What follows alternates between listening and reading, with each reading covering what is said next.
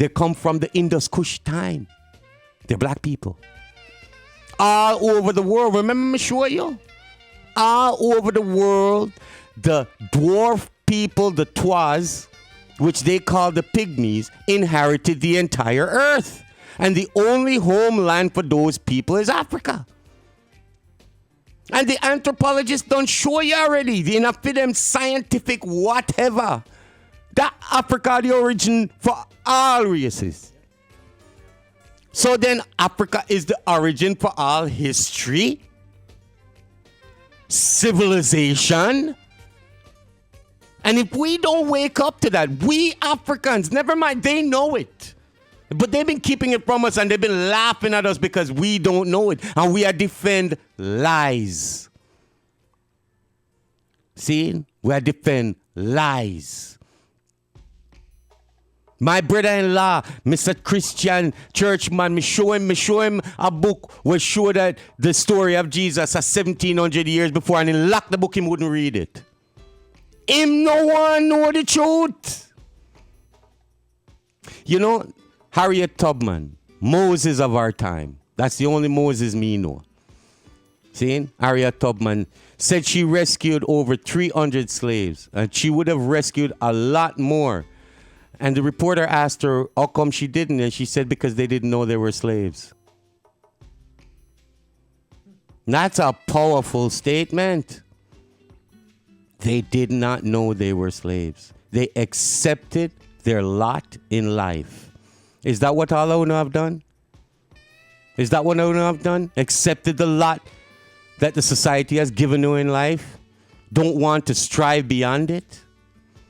When you come to knowledge that's of your own, you deny it because you want to be in that comfortable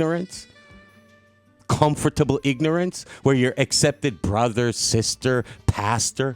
Eh? So we deny our analytical and critical thinking in order to accept something we know realistically ain't true. Is that what we've done? Become so complacent that we don't know we're still enslaved?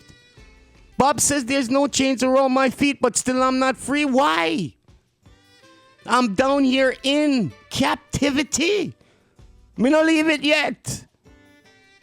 And if I don't come to the realization that me still down in captivity, I'll never leave. Seeing? You get the trick? You get what they've done? They removed it off your feet and put it on your mind, and now you're satisfied with the ignorance you live in? Is that really what we want? Is that really how we want to live, and our children to live? Right? I tried to show my son today that you take that. If you knew in the beginning of your understanding that Africa was the foundation of all philosophy, would you not have looked at their philosophy and the way they describe it differently than reading theirs first and then coming to the knowledge that Africa was its origin? It affects you. It affects you. It demoralizes you and you don't even know it. It demoralizes you so much that even when you're faced with a truth, you can't accept it. So this is the world we live in. This is the state of our culture, our peoples. They're over there in Africa destroying all the people, them to take the natural resources out to support their wickedness in their own country. See? And every African that gets up to fight against them gets wiped out. Gaddafi, any one of them.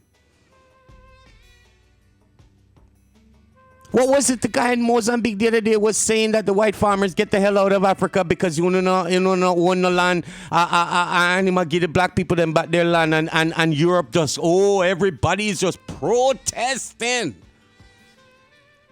The Boers in South Africa said South Africa didn't belong to black people. They were there before them. Up until what? 1990 something? Me I hear in the book there up until 1990 something, they didn't think South Africa belonged to Africa. Imagine that. Now they found some stuff in there that are so ancient, them don't know what to do with themselves. Now they might say, oh, it belongs to the Sumerians. Things in South Africa belongs to the Sumerian race. Not the Africans, them will live there all these thousand million Rastafari years. So you understand the mentality that persists over your own color, your culture. Do you understand the assault silently and loudly? And that we truly have to step back and understand we're in a war we've never stopped. See? There's a quote somewhere that the ancient African pharaoh is warning his people about the Asiatics and stating that the Asiatics are crazy people and that they should not, he should always be weary of them. Even back then them knew, right? They knew. See? So we have to understand the threat that is posed to who we are. And that it's a constant threat that has been maintained. And that the illusion is almost complete because a lot of us won't even believe the truth of ourselves anymore. A lot of our children don't even care. They're just into the texts and the Twitter and, they've successfully gained their minds and hearts. And there's just a few of them left who actually questions and want to know what is going on.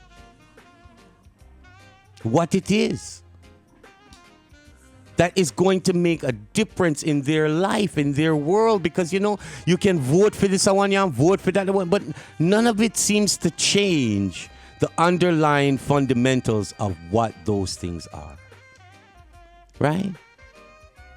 And that they are frustrated because the fight they're getting is the same fight we've gotten.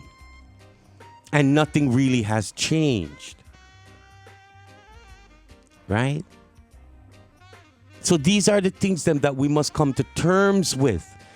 We speak of Black history. Well, yes, we must understand what Black history is. We must come to terms with our history. And that our history influenced all histories.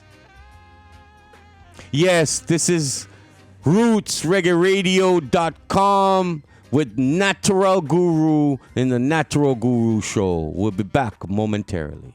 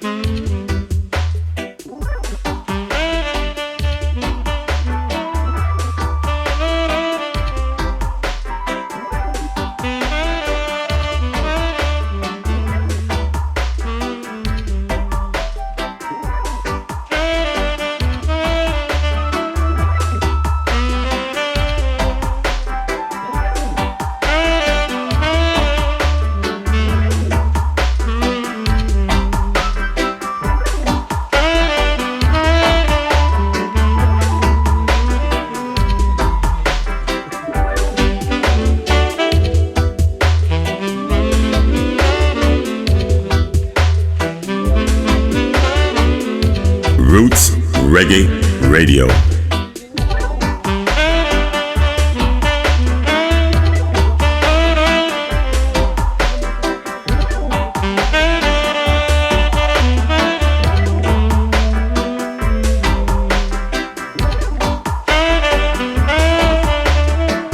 And stay tuned here